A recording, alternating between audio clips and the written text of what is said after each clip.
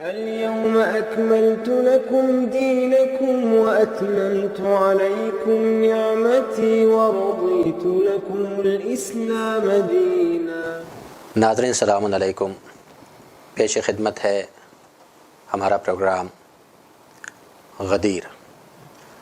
آج ہمارے مہمان خصوصی عالی جناب مولانا سید صفی حیدر صاحب قبلہ، سیکریٹری تنظیم المکاتب، جن سے آج غدیر کے موضوع پر کچھ سوال جو ہمارے ذہنوں میں اکثر اٹھا کرتے ہیں، آئیے پوچھتے ہیں قبلہ سے۔ قبلہ، غدیر کیا ہے؟ بسم اللہ الرحمن الرحیم۔ لفظ غدیر ایک جگہ کا نام ہے جو حضرات حج کرنے گئے ہیں، جب وہ جدے اترتے ہیں تو جہاں سے وہ جا کے احرام باندھتے ہیں، جوفہ، اس سے متصل جگہ ہے، اس سے 2 میل 3 میل دور، جو ایک طرح سے چوراہا ہے مکے سے۔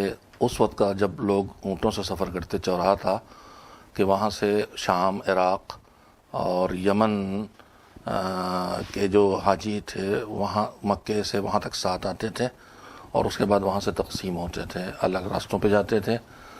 تو لفظ غدیر اس جگہ کے لیے ہے۔ البتہ اب ہمارے کلچر میں لفظ غدیر آتے ہی عید غدیر اور ولایت مولا کائنات کے اعلان کا تصور، اور غدیر خم میں حاجیوں کا اجتماع، پیغمبر کا خطبہ، من کنتو مولا فہذا علی مولا کے کلمات، یہ سب ایک ساتھ آ جاتے ہیں۔ لیکن غدیر بہرحال بس ایک لفظ ہے جو ایک جگہ کا نام ہے۔ غدیر کو ہم عید کے طور پر کیوں مناتے ہیں؟ عید ہے اس لیے عید کے طور پر مناتے ہیں۔ اصل میں ایک تو لفظ مناتے جو ہیں، لفظ ہماری اردو کی بول چال کا بن گیا ہے، اور اس سے فوراً تصور اس کلچر کی طرف جاتا ہے کہ جو ہمارے اس ملک میں تہوار کے لیے ہے، تہوار منانا، عید منانا، ہولی منانا، دیوالی منانا، جبکہ ایسا نہیں ہے۔ ہم شب قدر منانا نہیں کہتے، رمضان منانا نہیں کہتے۔ تو ہم نے 2 لفظ بولنا شروع کر دیے اپنے کلچر سے متاثر ہو کے، جبکہ سارے ایام اللہ جو کسی خاص مناسبت سے ہیں، چاہے وہ خوشی کے دن ہوں چاہے غم کے دن ہوں، ان میں کوئی تہوار کی کیفیت اسلام میں نہیں ہے کہ اسے منایا جائے۔ وہ دن آیا ہے، یا خوشی کا ہے یا غم کا ہے، اس دن کے لیے سلیقہ انسان کو اللہ نے، اسلام کی نظام نے دیا ہے، خاص کر کے خوشی کے مواقع پر۔ اسلام سے پہلے تہوار تھے اور یہ سب ہوتا تھا، مگر وہی تھا کہ تہوار کا تصور وہی تھا کہ اپنی زندگی کی خواہشات پوری کی جائیں، جس میں پینا پلانا، کھانا پینا، رقص و سرود، یعنی دنیا کے وہ کام جو دنیا میں خوشی کا ذریعہ سمجھے جاتے ہیں۔ آج تک پوری دنیا میں جو منانے کا لفظ ہے وہ انہیں مختلف مذاہب میں وہاں اب بھی یہی سب ہوتا ہے، لیکن اسلام میں اس کا تصور نہیں ہے۔ عید منانا ہمارے ہاں کچھ نہیں ہے۔ عید کا دن آیا ہے، عید کا دن ہمیں گزارنا ہے۔ جہاں تک آپ کا سوال ہے کہ عید کی طرح کیوں مناتے ہیں، تو اس کا جواب یہ ہے کہ پیغمبر خدا حضرت محمد مصطفیٰ صلی اللہ علیہ وآلہ وسلم نے، اور اس کے بعد آپ کے بعد ائمہ طاہرین علیہ السلام نے اس سوال کا جواب بار بار دیا ہے۔ پوچھا گیا ہے کہ یہ اسلام میں عیدیں کتنی ہیں، تو جواب میں فرمایا ہے کہ 4 عیدیں ہیں۔ عید الفطر ہے، عید الاضحیٰ ہے، جمعہ کا دن ہے، اور اس کے بعد عید غدیر ہے۔ 4 عیدیں گنائی گئی ہیں۔ تو چونکہ خود حضور نے بھی اور اس کے بعد ائمہ طاہرین نے بھی اسے عید کہا بھی ہے، اور اسے جو عید کے مناسبت سے جو کام مذہب نے بتائے ہیں وہ خود ائمہ نے انجام بھی دیے ہیں، اس لیے ہم بھی اس دن کو عید کے بطور اپنی زندگی میں گزارتے ہیں، اور آپ بول چال کی زبان میں اس دن عید مناتے ہیں۔ ہر عید کے کچھ مشترک، عید جتنی ہیں چاروں، اس میں کچھ مشترک چیزیں ہیں اور کچھ اس عید کی مناسبت سے مخصوص احکام ہیں۔ 4 کا مطلب عید الفطر، عید الاضحیٰ، جمعہ اور عید غدیر، ان چاروں میں مشترک ہے اپنے گناہوں پہ متوجہ ہونا اور توبہ کرنا، جو معصومین نے خود کیا ہے اور جو بتایا ہے۔ اس کا خلاصہ میں عرض کر رہا ہوں کہ اس میں چاروں میں مشترک ہے اللہ کی بارگاہ میں توبہ اور استغفار، قرآن مجید کی تلاوت، سوروں کی کچھ حصوں کی، نماز، الگ الگ طریقوں کی نماز ہے لیکن نماز، اس کے بعد پھر یہ حصہ جو ایک بڑا حصہ جو عبادتیں، دعائیں، نماز اور تلاوت، یہ ساری چیزیں اللہ سے جوڑنے کا کام کرتی بندے کا، کہ عید کا دن ہے تو آج اور جڑو، نہ یہ کہ آج اپنے خواہشات کے ریلے میں بہ کے اور تم پھر اس کو تباہ کر دو، خراب کر دو۔ دوسرے احکام جو مشترک ہیں اس پہ اگر غور کریں گے تو چاروں جگہوں پر وہ حکم دیے گئے ہیں جو بندوں سے جڑے ہیں۔ عید الفطر میں فطرہ دے کے اس تک پہنچو کہ جو کھانا جسے نصیب نہیں ہے یا جسے یہ خوشیاں نصیب نہیں جو تمہارے پاس ہیں، تاکہ وہ کہیں مایوس ہو کے اپنی زندگی ختم نہ کرے گا۔ جب تمہارے پاس نعمتیں آئی ہیں تو غریب تک پہنچو۔ عید الاضحیٰ میں بھی فطرے کی جگہ قربانی کا حکم دیا گیا ہے۔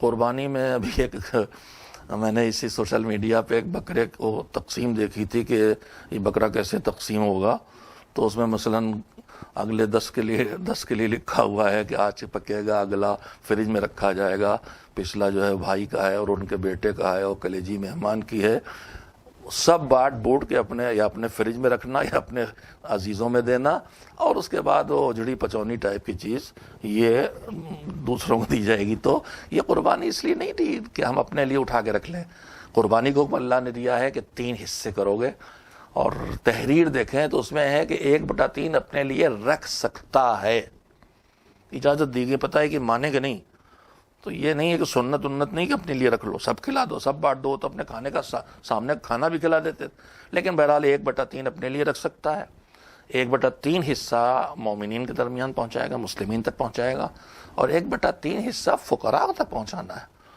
تو اب آپ دیکھیں گے عید الفطر میں فطرہ ہے، عید الاضحیٰ میں قربانی کا ایک حصہ ہے فقراء کے کمانے والا، نماز جمعے کے اعمال میں صدقات کا پر بہت زور، ان میں بھی سب جگہ صدقے کا حکم دیا گیا، یعنی آپ پہ جو واجب نہیں وہ بھی لوگوں تک پہنچائیں، کہیں کپڑے پہنچائیں، کہیں کھانا پہنچائیں، جو ضرورت جہاں کی وہاں کریں۔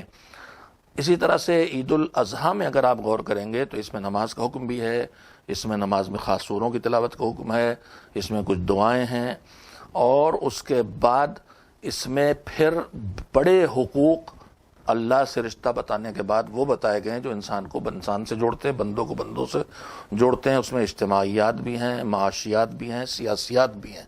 اگر غور کریں، تقریباً ایک عالم کی میں تحریر پڑھ رہا تھا، انہوں نے روایات جمع کر کے لکھا ہے کہ تقریباً 40 ایسے اچھے کام ہیں جو روایات میں غدیر کے دن کرنے کا حکم دیا گیا ہے۔ انہوں نے کہا میں نے سب آیات عیدیں جو ہیں سب میں نے پڑھا، لیکن کسی بھی اور عید کے لیے اتنے زیادہ اچھے کاموں کی تاکید نہیں کی گئی جس میں جتنی عید غدیر میں کی گئی ہے۔ اس میں تحفہ دینا، اس میں کھانا کھلانا، اس میں خوش کرنا لوگوں کو، اس میں ملاقات کرنا، تو خالی مسکرا کے ملنا، یہ بھی ایک ہدایت باقاعدہ دی گئی ہے، اور لوگوں کی خوشی کا خیال کرنا، نئے کپڑے، اپنی خوشی کا مظاہرہ کرنا، نئے کپڑے پہننا، خوشبو لگانا، غسل کرنا، اور اس کے بعد جنہوں نے ہم تک یہ دین پہنچایا ان سے رشتہ، تو زیارت ان آیات میں سب میں زیارت سید الشہداء ہے، لیکن عید غدیر کا دن صرف ایسا ہے جس میں زیارت سید الشہداء کا حکم نہیں ہے، زیارت امیر المومنین کا ہے۔ ابھی آپ نے دیکھا کہ ہمارے اسی مہینے میں جو مولا متقیان کی شادی، اور جس طرح سے سوشل میڈیا پہ آپ دیکھ رہے ہیں کہ مستورات، اور وہ باقاعدہ میوزک کے ساتھ، اور ظاہراً انہوں نے حجاب بھی کر رکھا ہے، ایسا نہیں ہے، لال کپڑے ہیں، اور اس طریقے سے کیا یہ جائز ہے اس طرح کی چیزوں کو بڑھاوا دینا اور کرنا؟ آپ اچھی بات کی طرف متوجہ کیا۔ اگر آپ پورے سال کی تاریخ نظر ڈالیں، گزشتہ 2-3 برسوں میں، ابھی تو کورونا کی وجہ سے پابندیاں لگ گئیں، ورنہ اس سے پہلے میری یادداشت میں مولا کائنات کی ولادت کی تاریخ تھی، یا یہی شادی کی تاریخ تھی، یا غدیر کی، ہمارے عروس البلاد میں بمبئی میں بڑے شہر میں بہت بڑا ایک جلوس خوشی کا سمیٹ کے نکالا گیا، جس میں ایسی خواتین جن کے لباس اور انداز سے لگتا تھا کہ یہ مشکل ہے کہ یہ در اہل بیت سے وابستہ خانوادے خواتین ہوں، عورتیں بے حساب لائی گئی تھیں. انہوں نے ڈانس کیا، گانا گایا گیا، ناچ ہوا، ویڈیو بنائے گئے، اور اس طرح کی چیزیں، کوشش ہر طرف دشمن جاری کیے ہوئے ہے اسلام کے شعائر کو اور ان مقدس اعمال کو، دنوں کو خراب کرنے کے لیے، ان کا تقدس چھیننے کے لیے اور ان کو بگاڑ کے ختم کر دینے کے لیے. جو اصول ہیں وہ اصول ہر جگہ ہیں، ان کی کوئی استثناء نہیں ہے. خواتین کا سج دھج کے نامحرموں کے سامنے آنا جائز نہیں ہے، پسندیدہ نہیں ہے قطعاً. حجاب کو بھی بدنام کرنے کے لیے اب یہ نیا کام ہوا ہے کہ حجاب کے ساتھ جسم کے عیوب بنام حجاب چھپا لیے جائیں اور جسم کی خوبصورتیاں حجاب سے باہر کر کے ظاہر کر دی جائیں، پرکشش ترین بنا دیا جائے. میں نے دیکھا ویڈیو بہت سوشل میڈیا پہ گھوم رہا تھا. قطعاً جائز نہیں ہے. ہمارا کوئی فقیہ، کوئی مرجع اس کی ہرگز اجازت نہیں دیتا ہے. نہ یہ جو خوشیوں کے جلوس نکلنے لگے، جو نہیں نکلتے تھے، یہ بھی ایک ایجاد ہے. جلوس ازا کے تھے اور وہ پیغام دیتے تھے. اب خوشیوں کے جلوس روزانہ نکلنے لگے ہیں اور ہر سال 2-4 جلوس نئے بڑھتے ہیں، اور اس کا نتیجہ یہ ہے کہ پھر اس میں وہ سب ہونے لگتا ہے جو اس وقت کلچر میں ہے اور اسے جائز بنا کے پیش کرنے کی کوشش کی جاتی ہے. یہ ساری چیزیں دشمن کی سازش میں نے عرض کیا، یا نہ سمجھ اس میں شامل ہیں یا پھر وہ دشمن کے ایجنٹ ہیں. 2-3 سال ہوئے ہوں گے، میں ایک مومن سے ملاقات ہوئی، بہت خوش تھے. یہ آپ نے جو شادی کا تذکرہ کیا مولا علی اور حضرت زیدہ کے عقد کی، ہم نے کہا کیا؟ کہ بڑا خوش نصیب ہوں. میں نے ہوا کیا؟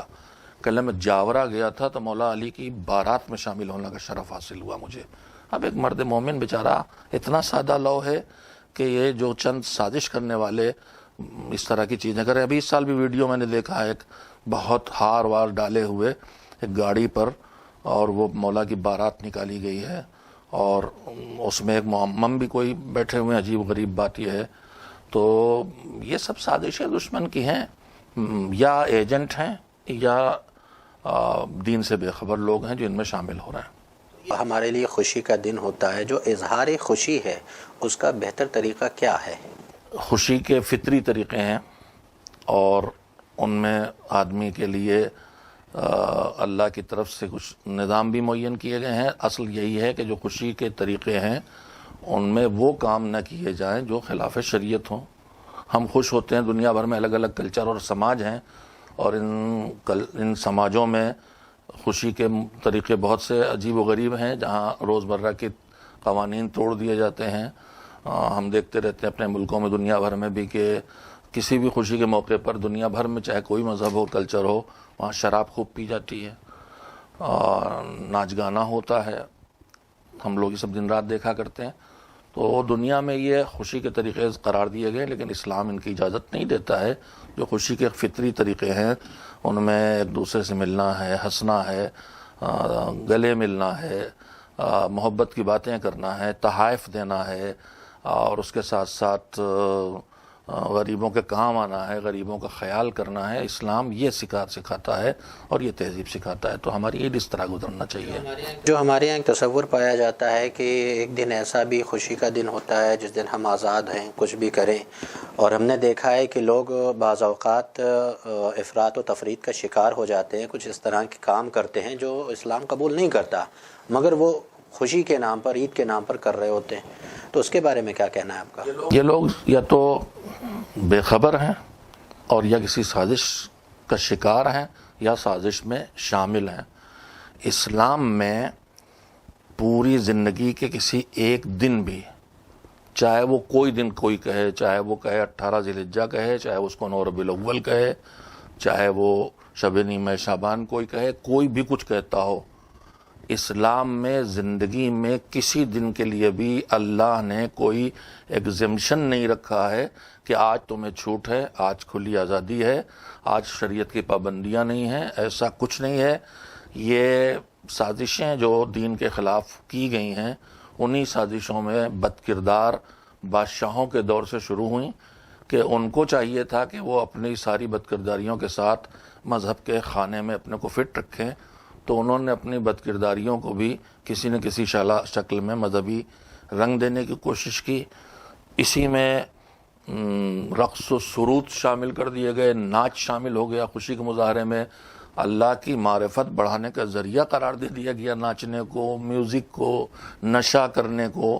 یہ سب ان لوگوں کی سازشیں اور کوششیں تھیں جو ائمہ کے مقابلے میں نقلی زاہد بن کے کھڑے ہوئے تھے، یا جو بادشاہوں کے ایجنٹ تھے۔ اور آج بھی یہ جو حرکتیں یہ انہی کی طرف سے ہو رہی ہیں۔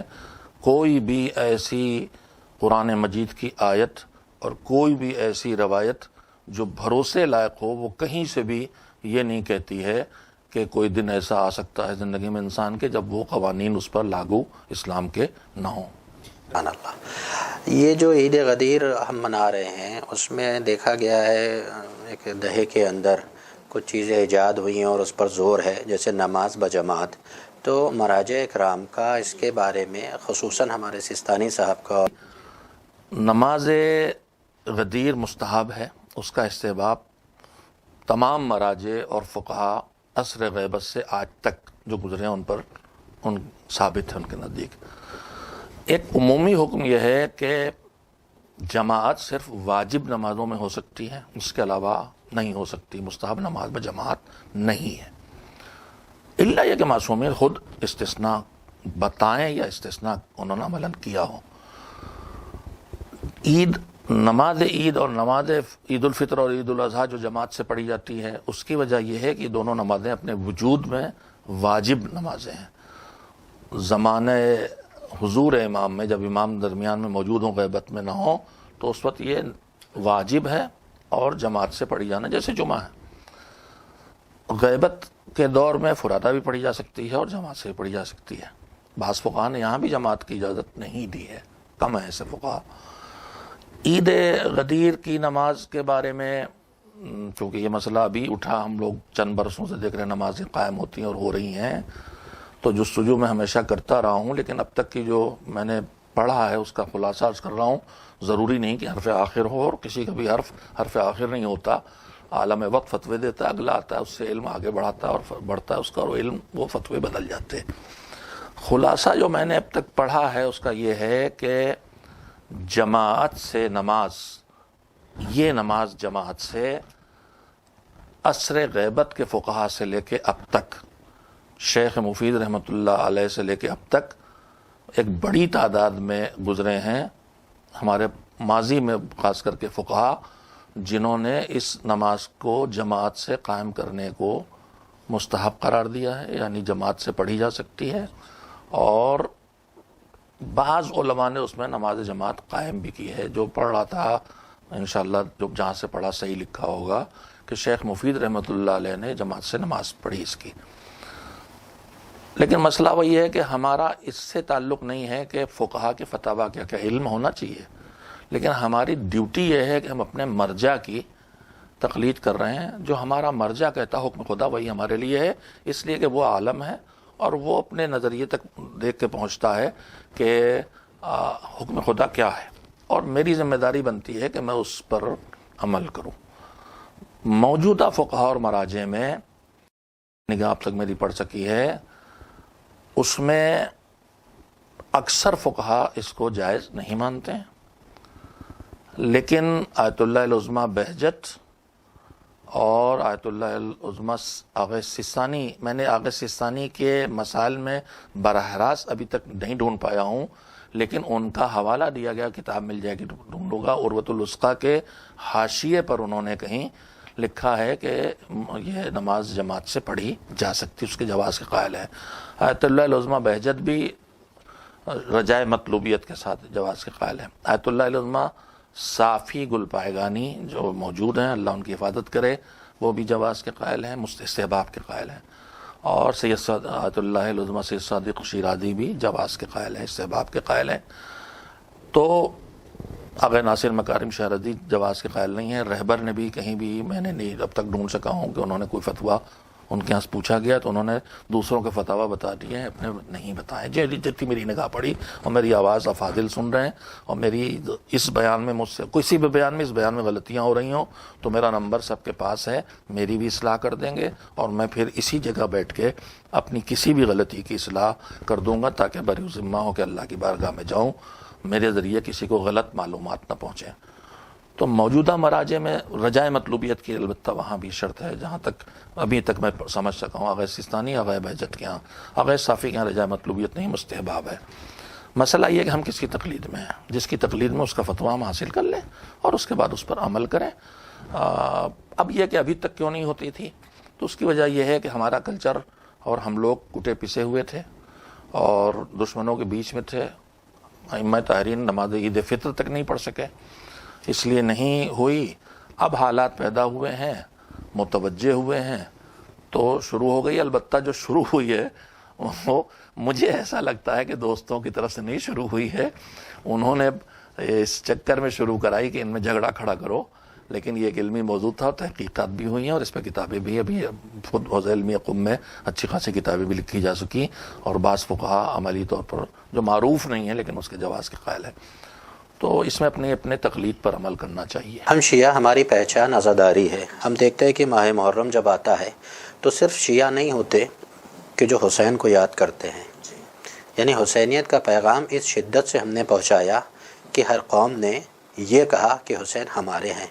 تو یہ کہیں نہ کہیں ہماری کوتاہی ہے کہ ہم غدیر کو لوگوں تک نہیں پہنچا پائے کہ غدیر کیا ہے یا غدیر کو کس طریقے سے ہم لوگوں تک پہنچائیں. آج کوئی مسلمان ہوتا ہے تو وہ یہ پوچھتا ہے کہ شیعہ ہوں یا سنی ہوں، کون سی نماز پڑھوں، یہ سارے مسائل ہیں. تو غدیر جب اتنی مجلل ہے تو اس کو کیسے ہم لوگوں تک پہنچائیں؟ غدیر کے اعلان سے پہلے بھی سازشیں اتنی بھیانک تھیں کہ اللہ کو قرآن میں حکم سخت لہجے میں دینا پڑا اور حفاظت کا وعدہ کرنا پڑا، اس لیے کہ حضور دیکھ رہے تھے کہ آپ کے ارد گرد جو اصحاب ہیں ان میں ایک جرگہ ایسا ہے کہ جو پلان بنائے ہوئے ہے اور وہ مولا علی کی ولایت کے اعلان کو کسی صورت برداشت نہیں کرے گا. اور پیغمبر کی جان کا خطرہ تھا اور 4-5 حملے ہوئے آپ پر، اونٹ بھڑکانے کے، تبوک سے لے کے غدیر کی واپسی بھی آپ پہ حملہ ہوا. میں نے بھی پہلی بار یہ بات پڑھی ابھی جب ایک واقع غدیر پر بات کریں گے تو میں نے جو مطالعہ کیا اس میں میرے علم میں نہیں تھا کہ غدیر کی واپسی پر بھی 11 لوگوں کا گروہ تھا. اس میں ابو موسیٰ اشعری کا نام بھی ہے جو لے سکتا ہوں، اور بھی ہیں نامور ہی لوگ ہیں، بڑے بڑے ہیں، وہی ہیں مہاپرش لوگ اسلام کے. اور انہوں نے حملہ کیا تھا راستے میں اور حکم خدا سے پیغمبر کے علم میں اللہ نے بات لائی. پلان یہ تھا کہ اونٹ جب ادھر درے سے گزرے گا، عروش یا کیا نام اس جگہ کا، تو اوپر سے بڑا پتھر گرائیں گے، اونٹ بھڑکے گا، حضور گر پڑیں گے، پھر تلواروں سے حملہ کر دیں گے. انہوں نے پتھر بھی گرایا، حضور نے اونٹ روک لیا، پتھر نیچے چلا گیا. وہ سمجھے کہ ہمارا کام ہو گیا، دوڑ کے تلواریں لے کے آ گئے. اندھیرا بہت پھیلا ہوا تھا، پہچانے گئے اور جناب عمار اور جناب زید بن ارقم، مجھے نام یاد نہیں رہ گئے، 2 لوگ تھے حضور کے، مہار اور ایک پیچھے اونٹ کے تھے. انہوں نے تلواریں کھینچ لی، بھاگ گئے. تو پھر اس کے بعد انہوں نے 4 لوگ جمع ہوئے جو بعد میں بڑھے اور انہوں نے تحریر تیار کی کہ علی کو ولی نہیں ہونے دیں گے اور حکومت میں ہم قبضہ کریں گے. مسجد الحرام میں آ کے زمین کے اندر تحریر دفن کی تاکہ گویا ضمانت رہے. اتنی بڑی سازش تھی. پھر حکومت چلی گئی اور مولا علی کو ولی نہیں مانا گیا. اب تھوڑی مدت کے لیے مولا علی کی حکومت آئی، پھر ہمیشہ مخالفین کی حکومت رہی اور کچلتے پستے رہے، ہجرت ہوتی رہی، ادھر ادھر منتقل کیے جاتے رہے. ان حالات کا شکار ہونے کے بعد ظاہر ہے کہ بہت کچھ جو ہونا چاہیے وہ نہیں کیا جا سکا. مظلومیت کھینچ کے لاتی ہے. یہاں بھی علی مظلوم ہے مگر یہ مظلومیت چھپی ہوئی مظلومیت ہے جو عام انسان کی نگاہ میں نہیں آتی. تو ماضی کے لوگ دوستوں تک یہ پیغام نہیں پہنچا سکے اس لیے کہ حالات نہیں تھے.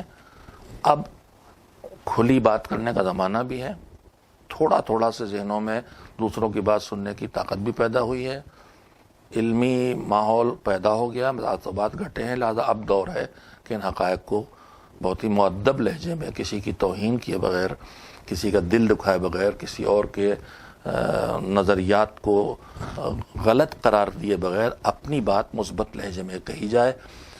ہم سے جو چھوٹی سی کوتاہی ہوئی ہے، ہم نے غدیر کا تعارف کرایا ہے، ولایت کا تعارف کرایا ہے. ہمارے ہاں سب سے بڑی کتاب حمایت میں ولایت کی جو لکھی گئی ابقات الانوار ہے، الغدیر اس کے بعد آئی ہے کہ الغدیر کے نام سے.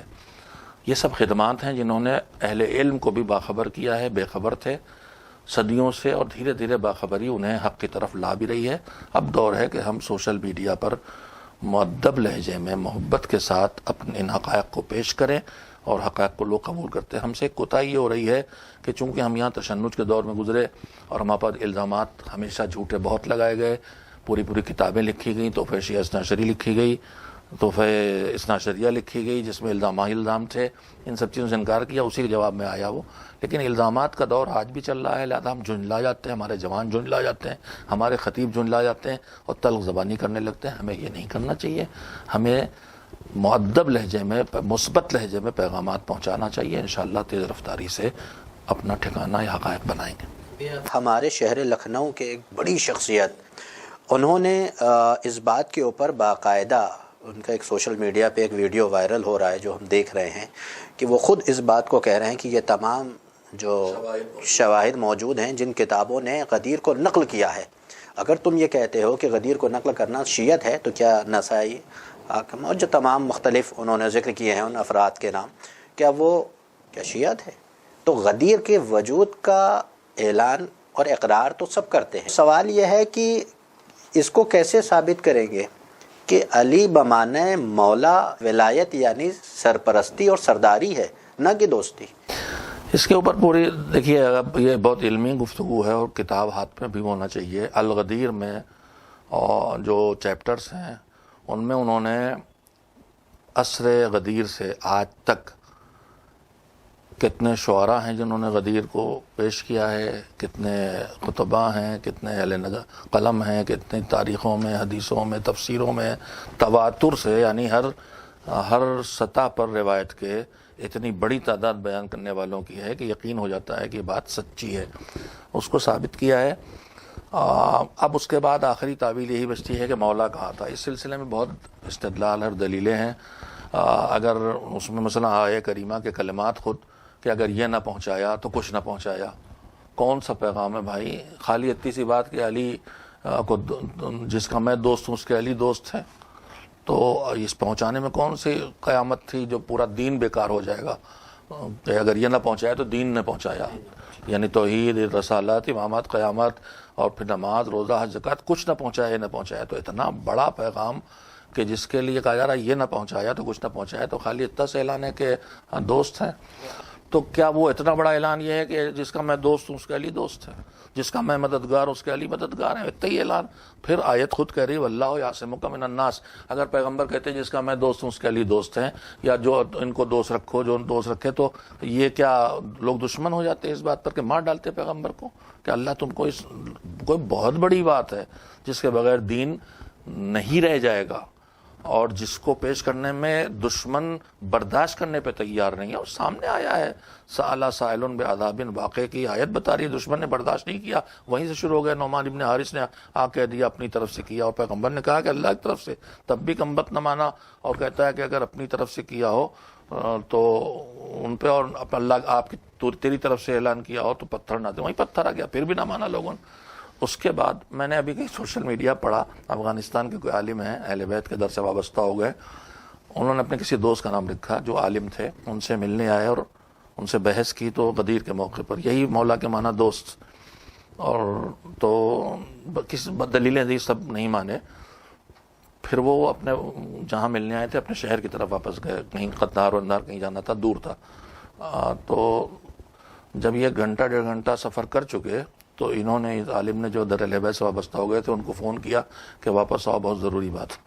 ان کا بھائی میں گھر جانا، وہاں یہ پریشانی اور یہ ہے، بہت معذرت کی. انہوں نے کہا نا بہت ضروری، واپس آؤ، جھگڑا کہ نہیں آؤ گے دوستی ختم ہو جائے گی، آنا پڑے گا. آخر واپس آئے تو آ کے بیٹھ گئے. تو کہا بیٹھو، پانی پیو، چائے پیو. کہا کیوں بلایا؟ کہا میں نے تم کو واپس اس لیے بلایا ہے کہ میں تم سے بتانا چاہتا ہوں میں تم سے بہت محبت کرتا ہوں. تو انہوں نے کہا پاگل ہو؟ کہا نہیں، بس اسی لیے بلایا، جھگڑا کر لیا. کہا دیکھو تم اتنی دور گئے تھے, تم کو واپس بلا کے اتنی سی بات کہی, میں نے تم کو اتنی تکلیف ہوئی. یہ حاجیوں کو انتظار کرنا, حاجیوں کو روکنا, حاجیوں کو واپس بلانا, اور خالی یہ بتانے کے لیے بہت محبت ہے, بہت محبت کرتے ہیں, اتنے کے لیے ہے. تو انہوں نے کہا کہ ہاں, وہ سر جھکا کے خاموش ہو گئے. حضور نے فرمایا من کن تو مولا ہو فہذا علی مولا. اس کا مطلب یہ کیا جاتا ہے کہ میں جس کا دوست ہوں اس کے علی دوست ہیں. تو آپ پیغمبر مولا علی سے اپنی دوستی کی بات تھوڑی کر رہے ہیں. ان لوگوں کا کہنا یہ ہے کہ انہوں نے مولا بنایا ہمارا, یعنی دوست بنایا, یعنی ہمارا ناصر و مددگار بنایا, تعبیریں کرتے ہیں. اپنے مولا علی سے رشتے کو نہیں بتا رہے. مولا علی وہ یہ کہتے ہیں کہ پیغمبر نے کہا ہے کہ جس کا میں دوست ہوں اس کے علی دوست ہیں. تو یہ پیغمبر کا اور مولا علی کے رشتے کو تھوڑے بیان کر رہا ہے, بتا رہا ہے کہ جہاں جہاں تک میری محبت ہوگی, دوستی ہوگی, وہاں تک علی کی ہونا چاہیے ہوگی. لیکن یہ موضوع اتنا اہم نہیں ہے کہ اس کی وجہ سے اتنا اہتمام کیا جائے اور پھر اس کے بعد خیمے لگوانا اور خیمے لگوا کے حکم دینا کہ بیعت کرو. یہ بیعت کرو کیا مطلب ہے؟ دوست سے بیعت تھوڑی کی جاتی ہے. حاکم سے عام جس کے ہاتھ میں اقتدار ہوتا ہے اس سے بیعت کی جاتی. عورتوں تک کو بیعت پہ رکھا گیا, اس کے لیے خاص اہتمام کے پردہ ڈال کے تسلیم پانی رکھ کے, ادھر سے خاتون آتی تھی پردے میں ہاتھ ڈالتی, ادھر مولا علی کا ہاتھ ہوتا تھا, اور اس کے بعد پھر وہ بیعت کرتی تھی. تو یہ بیعت کرنا اور مبارکباد دلوانا, اور اس مبارکباد میں خود اصحاب کبار کا آ کے کہنا, بڑے بڑے اصحاب کا کہ بخن بخن لکا یا ابن ابی طالب اصبحت مولایا و مولا کل مؤمن و مؤمنہ, مبارک ہو آپ کو, آپ میرے مولا ہو گئے. اگر مولا ہو گئے کا مطلب دوست ہو گئے ہیں, تو کیا معاذ اللہ حضرت عمر ابھی تک مولا علی کے دوست نہیں تھے؟ تو دوست تو تھے ہی بھائی, کچھ اور ہوئے ہیں, اور وہ ہیں حاکم. آپ میرے بھی حاکم ہو گئے اور تمام مومنین مومنات کے بھی حاکم ہو گئے. بے شمار دلیلیں ہیں. انشاءاللہ اگر ضرورت محسوس ہوئی تو پھر ایک گفتگو صرف اسی موضوع پر رکھیں گے, مولا کا معنی. عظیم المکاتب سے کتاب غدیر کے نام سے خصوصی شمارہ کافی پہلے شائع کر چکے ہیں. اس میں ایسی سب بحثیں ہم لوگوں نے کی ہیں, اور مومنین کرام سے کہوں گا کہ ویب سائٹ پہ جا کے وہ ہمارے اس پڑھ بھی سکتے ہیں, ڈاؤن لوڈ بھی کر سکتے ہیں, اور اگر پرنٹڈ چاہیں گے تو ہم سے منگوا بھی سکتے ہیں. یہ جو غدیر منانے کا ایک طریقہ ہے کہ ہم محافلوں کا انعقاد کرتے ہیں, تو اس کے بارے میں آپ کا کیا کہنا ہے؟ خوشی اور کی کیفیت کا مظاہرہ ان تمام چیزوں سے جو طریقے انسانی فطرت سے جڑے ہوں اور اس کو ظاہر کریں, وہ اپنی جگہ جائز ہیں, اور جب وہ کسی حکم کا مصداق بن جائیں تو مستحب ہو جائیں گے. محفل کرنا, جشن منانا اور اس میں قصیدہ پڑھنا, یہ تو پہلا کام تو خود غدیر میں ہی ہوا تھا.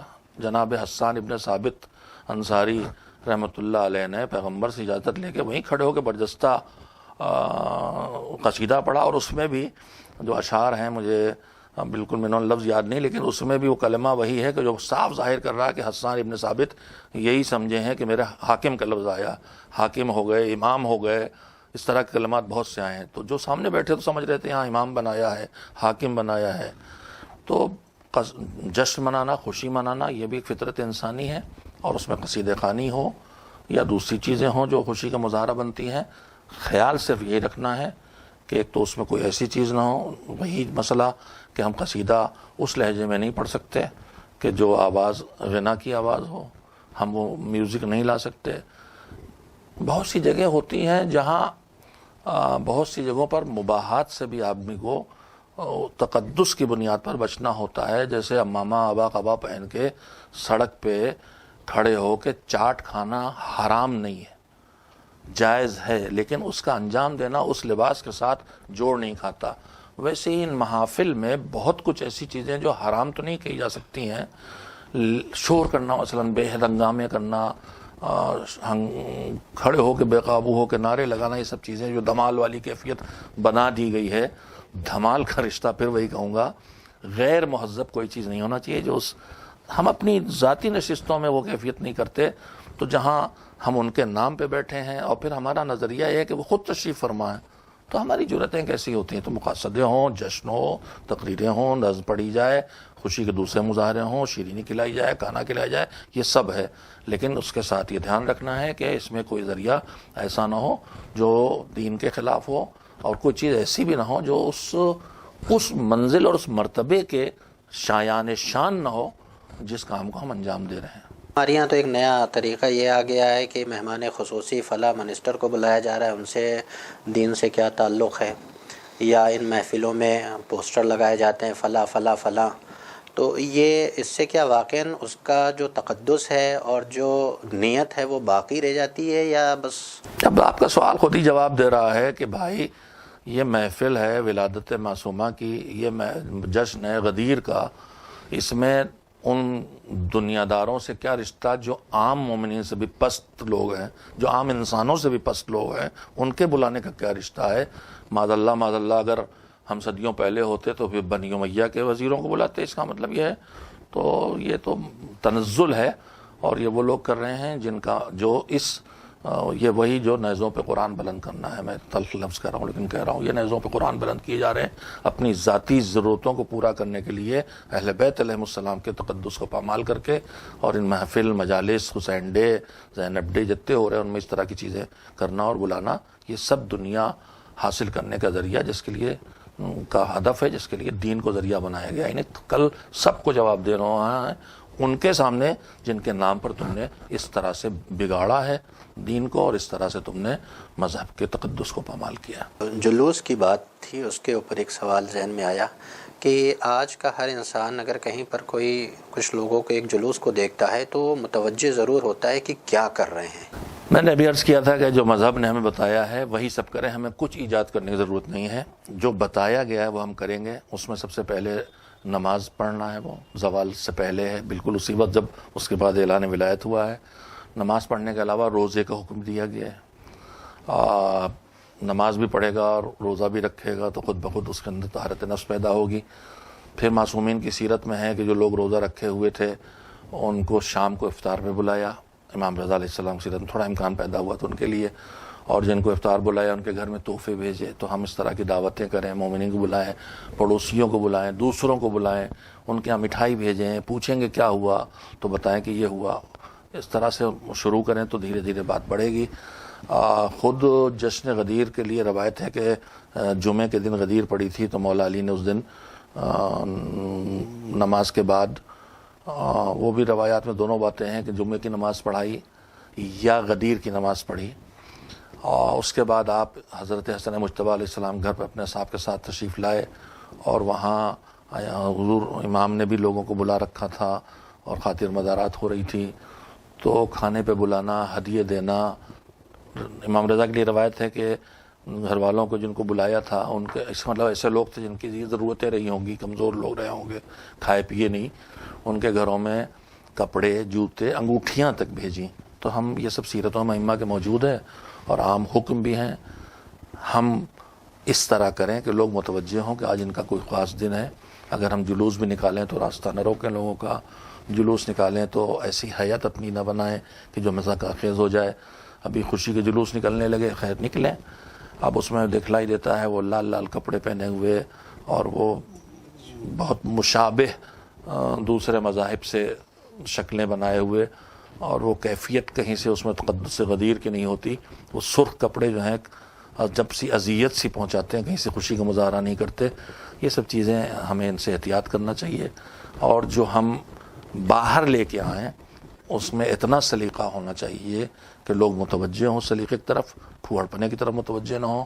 اور ہمارے باہر ہم جو بھی لے کے آئیں، چاہے لاؤڈ اسپیکر سے لے کے آئیں، چاہے جلوس میں لے کے آئیں، چاہے میڈیا پہ لے کے آئیں، اس میں کسی کے دل دکھانے والی کوئی بات نہیں ہونا چاہیے۔ ایک مصیبت نہیں آ گئی ہے کہ ہمارے جوان ہر موقع پہ ایک ہی چیز ان کو یاد رہ گئی، بس جو واجبات میں ہے تبرع، اور تبرع کا مطلب غلط دماغوں میں بیٹھ گیا ہے گالی بکنا، لعنتیں کرنا۔ تبرع کا مطلب ہرگز ہی نہیں ہے، تبرع کا مطلب ہے برائی سے اور بروں سے اپنے کو بچانا اور اس سے فاصلہ پیدا کرنا، دل سے بھی، دماغ سے بھی، عمل سے بھی۔ گالی دینے کی اجازت کسی کو نہیں دی گئی، کسی کو بھی دینے کی، اور لعنت کرنے کی اجازت بھی، کسی کی بھی توہین کرنے کی اجازت نہیں دی گئی ہے۔ اگر میں کسی کے ایسے کی توہین کروں جو کسی دوسرے مذہب کا بزرگ ہو، اس لیے کہ قرآن کریم کہتا ہے کہ تم ان کو خداؤں کو بھی برا کہو گے تو تمہارے خدا کو اپنی جہالت میں برا کہیں گے۔ تو اگر ہم ایسی حرکتیں کر رہے ہیں کہ پلٹ کے ہمارے بزرگوں کو، ائمہ طاہرین کو، پیغمبر خدا صلی اللہ علیہ وسلم کو برا بھلا کہہ رہے ہیں، تو یہ نالائق اولاد ہے جس کی حرکتوں سے باپ کو لوگ برا بھلا کہتے ہیں، وہ آق قرار پاتی ہے۔ اگر اس کی حرکتوں سے ماں باپ بھی بدنام ہو تو بچہ آق ہو جاتا ہے۔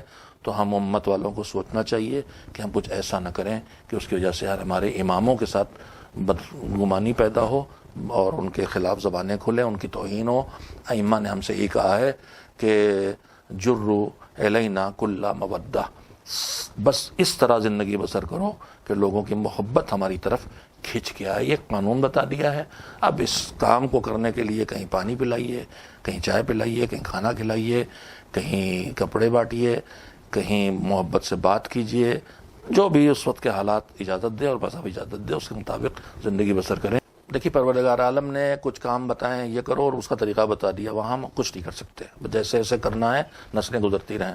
لیکن جہاں طریقہ معین نہیں کرتا، اسی لیے نہیں کرتا ہے کہ ہم اپنے ضرورتوں کے لحاظ سے، اپنے دور کے تقاضوں کے لحاظ سے، حالات کے لحاظ سے اس میں سے کچھ جو بزرگوں نے کیا تھا کم بھی کر سکتے ہیں اور کچھ بڑھا بھی سکتے ہیں۔ جلوسوں میں بھی ہمارے بعض چیزیں ایسی ہیں جو ماضی میں کھینچ کے لا رہی تھیں، اب وہ کھینچ کے نہیں لاتی، منفی اثر ڈالتی ہیں، تو ان سے ہٹ بھی سکتے ہیں۔ اور کچھ کام ایسے ہیں جو اب کیے جانے کی ضرورت ہے دوسروں تک پیغام پہنچانے کی۔ اب لوگ کھڑے ہو کے تماشا دیکھیں، ایسا دور تقریباً ختم ہو گیا ہے، گزر جائیں گے۔ تو گزر رہے ہیں تو پھر ہمارے سلوگنز، ہمارے پلے کارڈز ہاتھوں میں ہوں، بینرز ہاتھوں میں ہوں، جن راستوں سے گزرنے والے وہاں پہلے سے اجازت لے کے بینرز لگا دیے جائیں پیغامات کے۔ ہماری زبان سے نعرے بھی جو نکلیں، کلمات بھی نکلیں، وہ بھی اس پیغام کو پہنچائیں۔ خوشی ہو تو قصیدوں میں بھی وہ پیغام پہنچائے جا رہے ہوں، رنج اور غم کا موقع ہو تو کربلا کے مصائب کے ساتھ ساتھ ان کے پیغام کو بھی پہنچایا جائے، پمفلیٹ بانٹے جائیں، والنٹیئرز ہمارے چلتے رہیں جو لوگوں کو پمفلیٹ دیں اور جانکار ہوں، بتائیں کہ یہ کیا ہو رہا ہے اور ہم لوگوں کو اذیت نہ پہنچائیں۔ میں پھر ایک بات عرض کرتا ہوں، جلوس نکالیں، حق ہے ہمارا، لیکن راستے بند کر کے نہیں نکالیں۔ میں نے پوری دنیا میں دیکھا ہے کہ راستے بھی کھلے رہتے ہیں، جلوس بھی نکلتا ہے۔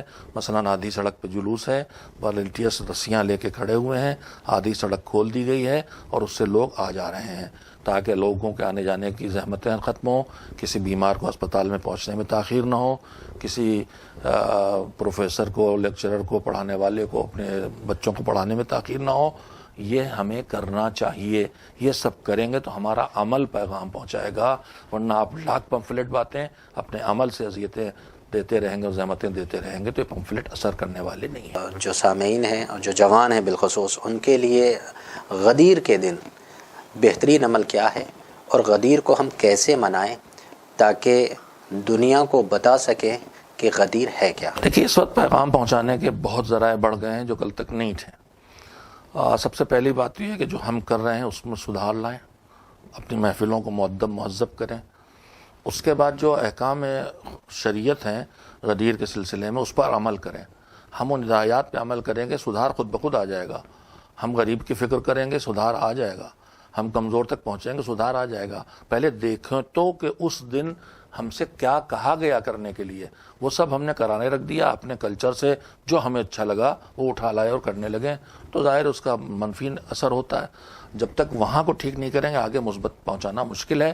اور باقی یہ ہے کہ اپنے جو آپ نے فرمایا مقالے اور تقریریں، کانفرنسیں، سیمینار، البتہ یہ سب چیزیں خواص تک پہنچتی ہیں، عوام تک نہیں پہنچتی، اور خواص سے عوام تک پہنچیں گی۔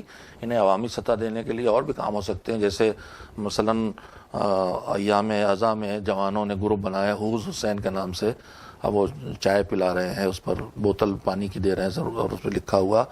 اس طرح کے بہت سے کام ہیں جو کیے جا سکتے ہیں تہذیب کے دائرے میں رہ کے اور مؤدب طریقے سے۔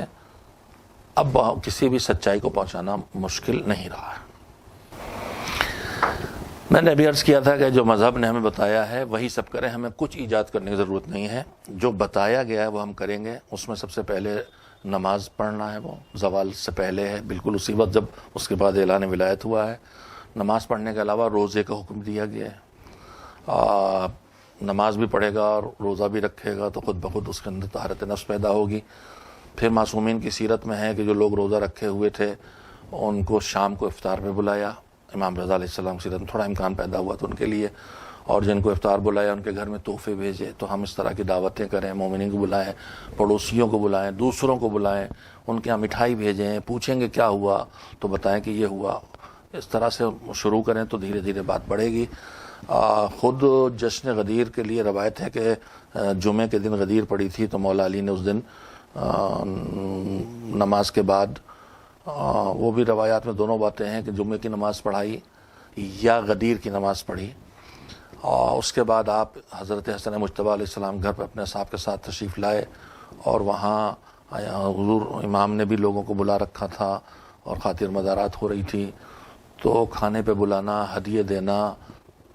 امام رضا کے لیے روایت ہے کہ گھر والوں کو جن کو بلایا تھا ان کے مطلب ایسے لوگ تھے جن کی ضرورتیں رہی ہوں گی, کمزور لوگ رہے ہوں گے, کھائے پیے نہیں, ان کے گھروں میں کپڑے, جوتے, انگوٹھیاں تک بھیجیں. تو ہم یہ سب سیرتوں میں ائمہ کے موجود ہے اور عام حکم بھی ہیں. ہم اس طرح کریں کہ لوگ متوجہ ہوں کہ آج ان کا کوئی خاص دن ہے. اگر ہم جلوس بھی نکالیں تو راستہ نہ روکیں لوگوں کا, جلوس نکالیں تو ایسی حیات اپنی نہ بنائیں کہ جو مذاق خیز ہو جائے. ابھی خوشی کے جلوس نکلنے لگے, خیر نکلیں, اب اس میں دکھلائی دیتا ہے وہ لال لال کپڑے پہنے ہوئے اور وہ بہت مشابہ دوسرے مذاہب سے شکلیں بنائے ہوئے, اور وہ کیفیت کہیں سے اس میں تقدس غدیر کی نہیں ہوتی. وہ سرخ کپڑے جو ہیں جب سی اذیت سی پہنچاتے ہیں, کہیں سے خوشی کا مظاہرہ نہیں کرتے. یہ سب چیزیں ہمیں ان سے احتیاط کرنا چاہیے. اور جو ہم باہر لے کے آئیں اس میں اتنا سلیقہ ہونا چاہیے کہ لوگ متوجہ ہوں سلیقے کی طرف, پھوڑ پنے کی طرف متوجہ نہ ہوں. اور ہمارے باہر ہم جو بھی لے کے آئیں, چاہے لاؤڈ اسپیکر سے لے کے آئیں, چاہے جلوس میں لے کے آئیں, چاہے میڈیا پہ لے کے آئیں, اس میں کسی کے دل دکھانے والی کوئی بات نہیں ہونا چاہیے. ایک مصیبت نہیں آ گئی ہے کہ ہمارے جوان ہر موقع پہ ایک ہی چیز ان کو یاد رہ گئی, بس جو واجبات میں ہے تبرع. اور تبرع کا مطلب غلط دماغوں میں بیٹھ گیا ہے گالی بکنا, لعنتیں کرنا. تبرع کا مطلب ہرگز ہی نہیں ہے. تبرع کا مطلب ہے برائی سے اور بروں سے اپنے کو بچانا اور اس سے فاصلہ پیدا کرنا, دل سے بھی, دماغ سے بھی, عمل سے بھی. گالی دینے کی اجازت کسی کو نہیں دی گئی, کسی کو بھی دینے کی, اور لعنت کرنے کی اجازت بھی, کسی کی بھی توہین کرنے کی اجازت نہیں دی گئی ہے. اگر میں کسی کے ایسے کی توہین کروں جو کسی دوسرے مذہب کا بزرگ ہو, اس لیے کہ قرآن کریم کہتا ہے کہ تم ان کو خداؤں کو بھی برا کہو گے تو تمہارے خدا کو اپنی جہالت میں برا کہیں گے. تو اگر ہم ایسی حرکتیں کر رہے ہیں کہ پلٹ کے ہمارے بزرگوں کو, ائمہ طاہرین کو, پیغمبر خدا صلی اللہ علیہ وسلم کو برا بھلا کہہ رہے ہیں, تو یہ نالائق اولاد ہے جس کی حرکتوں سے باپ کو لوگ برا بھلا کہتے ہیں. وہ آق قرار پاتی ہے. اگر اس کی حرکتوں سے ماں باپ بھی بدنام ہو تو بچہ آق ہو جاتا ہے. تو ہم امت والوں کو سوچنا چاہیے کہ ہم کچھ ایسا نہ کریں کہ اس کی وجہ سے ہمارے اماموں کے ساتھ بدگمانی پیدا ہو اور ان کے خلاف زبانیں کھلیں, ان کی توہین ہو. ائمہ نے ہم سے یہ کہا ہے کہ جرو الینا کل مودہ, بس اس طرح زندگی بسر کرو کہ لوگوں کی محبت ہماری طرف کھینچ کے آئے. یہ قانون بتا دیا ہے. اب اس کام کو کرنے کے لیے کہیں پانی پلائیے, کہیں چائے پلائیے, کہیں کھانا کھلائیے, کہیں کپڑے بانٹیے, کہیں محبت سے بات کیجیے, جو بھی اس وقت کے حالات اجازت دے اور مذہب اجازت دے اس کے مطابق زندگی بسر کریں تو انشاءاللہ پیغام غدیر پھیلے گا. تو یہ عوام اتنی سادہ لوگ کیوں ہے کہ اسے رسم اور دین میں فرق سمجھ میں نہیں آتا؟ یعنی رسومات کو دین بنا کر پیش کیا جا رہا ہے. اب جیسے غدیر ہے تو غدیر میں خوشیاں بھی بالکل نئی چیزیں کچھ جو سامنے آتی ہیں, جو بھی کچھ سال میں آپ دیکھ رہے ہیں. ابھی میں نے دیکھا ایک ویڈیو, اس پہ لکھا تو غدیر کی دھمال. یہ بھی ایک بہت بڑی کوشش چل رہی ہے مقدسات اسلام کو بگاڑنے کی. دھمال, سنگت, پیر, مرشد, بابا, ملنگ اور اس طرح کے کلمات کتنے ہیں جی. مولائی, موالی, اردو میں موالی الگ لفظ ہے, عربی کا موالی ہے محبت کرنے والا, لیکن موالی جو ہے وہ جو نشے میں ہے, جو دھن بے عقل ہو چکا ہے, جو جنون کا شکار ہے. یہ ساری چیزیں ایک بر صغیر کے خاص خطے میں جہاں تعلیم مفقود تھی, سندھ اور پنجاب میں, جو اب ہمارے اس ملک میں نہیں ہے, وہاں صدیوں سے پیروں, مریدوں اور وہاں کے جو وہ ہوتے ہیں زمیندار, ان کو وہاں کچھ اور کہتے ہیں, مجھے اس وقت لفظ یاد نہیں آ رہا. پاکستان میں زمیندار کو کیا کہتے ہیں؟ بڑی بڑی زمینوں کے مالک ہوتے ہیں. خیر, ان لوگوں نے یہ سب چیزیں ایجاد کی تھیں اور وہاں تشیع دور دراز بستیوں میں جذباتی طور پر ایک مرتبہ کسی چھوٹی سی بات میں مناظرہ ہوا اور آگے تشیع میں باقی دین نہیں سمجھا اور بس خود کو ماتم کرنے لگے اور تشیع ہو گئے. تو انہوں نے جو یہ سب چیزیں اپنائی اس کلچر سے، وہ سب انہوں نے اپنائی تھیں. اب دشمن اسے پوری جگہ منتقل کر رہا ہے اور بڑے افسوس کی بات ہے کہ اسی ملک میں ہوش مند لوگ ہیں جو ان چیزوں سے پوری طرح سے متوجہ ہیں اور اسی ملک کے حصوں میں ان چیزوں کو کہیں کہیں اس کا مقابلہ ہو رہا ہے، لیکن ہمارا ملک دھیرے دھیرے اسے اپنا رہا. مجھے حیرت ہوئی کہ لکھنؤ کی ایک ایجنسی نے جو مذہبی ہے اور جو مجالس کا پروگرام کرتی ہے، اس نے غدیر کی دھمال کے عنوان دے رکھا ہے. دھمال کا اردو سے کوئی رشتہ نہیں ہے، اردو کا لفظ بھی نہیں ہے، لایا ہوا لفظ ہے، چھینا ہوا لفظ ہے. میں نے دھمال دیکھ کے پھر میں نے لغت میں دیکھا بھائی یہ کیا ہے، تو دھما چوکڑی جیسے الفاظ ہیں جس میں آدمی بے قابو ہو کے زمین پہ ادھم مچاتا ہے اور ہو حق کرتا ہے، شور کرتا ہے، پیر پٹکتا ہے. اب یہ سب چیزیں سندھ آپا کھو دینا اور پھر بے قابو ہو کے زمین پہ پیر پٹک رہے ہیں، شور مچا رہے ہیں، ہاتھ پیر، یعنی انسانیت سے گر جانا، اس کا مذہب سے کیا رشتہ ہے؟ اسی اور گزارش کرنا چاہوں گا تمام ناظرین سے کہ آپ کے ذہنوں میں جو سوالات ہوں یا جن موضوعات پر آپ کو ضرورت محسوس ہو رہی ہے کہ بات کی جائے، اس سے ہمیں باخبر کریں تاکہ ہم انہی موضوعات پر آپ کا وقت لیں اور آپ کا وقت ضائع نہ ہو.